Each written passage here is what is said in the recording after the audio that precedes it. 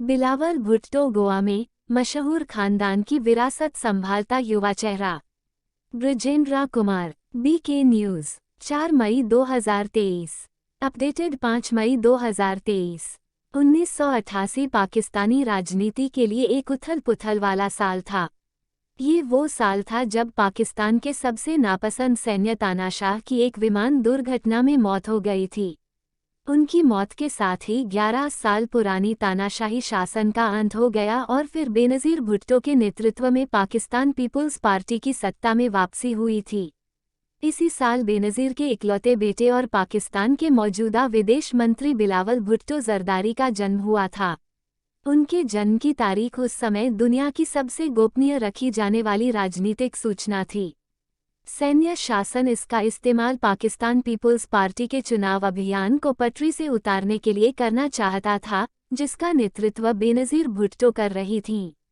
Andrea फ्लेशेनबर्ग ने अपनी किताब dynasty and female political leaders in Asia, gender, power and pedigree में लिखा है कि उनकी ये योजना थी कि वो चुनाव तक गर्भवती नहीं होंगी, लेकिन शादी के तुरंत बाद ही वो गर्भवती हो गईं और उन्होंने बिलावल भुट्टो को जन्म दिया।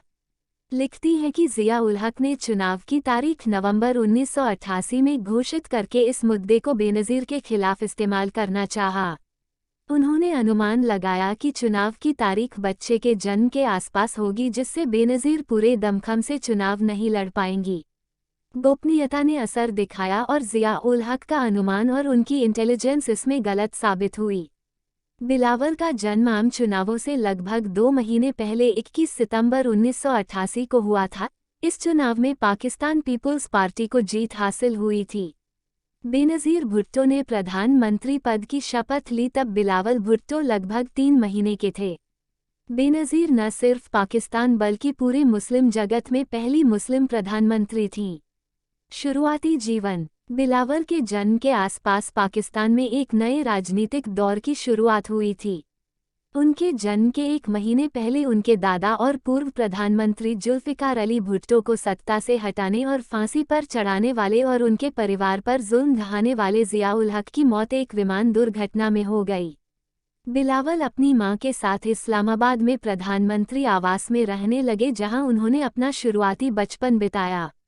साल 1988 से 1996 के बीच बेनज़ीर 2 बार सत्ता में आई और गईं। जन्म के साथ जो अधिकार मिले थे उसके बावजूद बिलावल को उन सब का सामना करना पड़ा जो दक्षिण एशियाई इलाके की खूनी और बदले वाली राजनीतिक सत्ता में निहित होता है। बिलावल के बचपन के ज़्यादातर वक्त तक उनके पिता भ्रष्टाचार के आरोप में जेल में बंद रहे। 1996 में बेनज़ीर भुट्टो की सरकार गिरने के बाद उनके पिता आसिफ अली ज़रदारी 8 साल तक जेल में रहे। एक साक्षात्कार में बिलावल भुट्टो ने कहा था, मैं कई चीज़ों से गुजरा हूँ और वो पिता हमारे साथ नहीं थे। उस समय हमें उनकी ज़रूरत थी, लेकिन उन्हें हमसे दूर कर दिया गया। हमें सामान्य जीवन से वंचित कर दिया गया। अप्रैल 1999 में पाकिस्तान में शासन कर रहे अपने राजनीतिक प्रतिद्वंद्वी नवाज शरीफ के प्रकोप से बचने के लिए जब बेनज़ीर भुट्टो दुबई गईं तब बिलावल भी उनके साथ थे। उनका बचपन और किशोरावस्था दुबई और लंदन में बीता। उन्होंने 2012 में आधुनिक इतिहास और राजनीति में ऑक्सफोर्ड यूनिवर्सिटी क्राइस्टचर्च कॉलेज से ग्रेजुएशन की पढ़ाई की, लेकिन पढ़ाई खत्म करने से कई साल पहले 2007 में उनकी जिंदगी तब बदल गई जब रावलपिंडी में एक रैली के दौरान उनकी मां बेनज़ीर भुट्टो की हत्या कर दी गई। ये बात साफ थी कि बिलावल पाकिस्तान में भुट्टो परिवार के उत्तराधिकारी होंगे, लेकिन किसी ने ये नहीं सोचा था कि सिर्फ 19 साल की उम्र में उन्हें उनकी मां और नाना की विरासत संभालनी होगी। पाकिस्तान की पूर्व प्रधानमंत्री बेनज़ीर भुट्टो की जिंदगी के आखिरी 18 घंटे। बेनज़ीर की मौत के बाद बिलावल को उनकी मां की मर्जी के मुताबिक पाकिस्तान पीपुल्स पार्टी का अध्यक्ष बनाया गया। शुरुआत में अपनी पढ़ाई जारी रखते हुए बिलावल भुट्टो ने पार्टी अध्यक्ष का पद औपचारिक रूप से निभाया और लंदन में अपनी शिक्षा पूरी की। तब तक उनके पिता आसिफ अली ज़रदारी सारा काम करते रहे।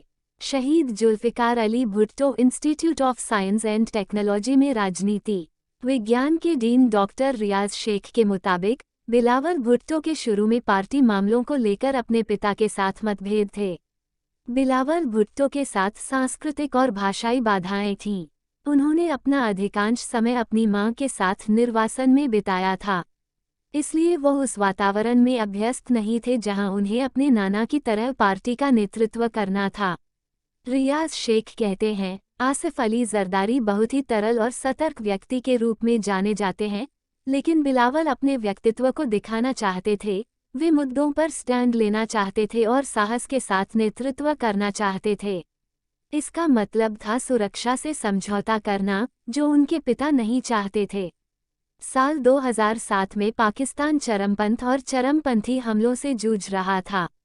पीपीपी के एक पुराने और अनुभवी कार्यकर्ता और समर्थक रबनवाज बलोच बताते हैं कि आसिफ अली जरदारी ने बिलावल भुट्टो को इसलिए दूर भेज दिया क्योंकि वो चाहते थे कि वो सुरक्षित रहें और साथ ही अपने सुलह व मेलजोल वाले नज़रिए के साथ पाकिस्तान पीपुल्स पार्टी को चलाने के लिए मौका भी चाहते थे।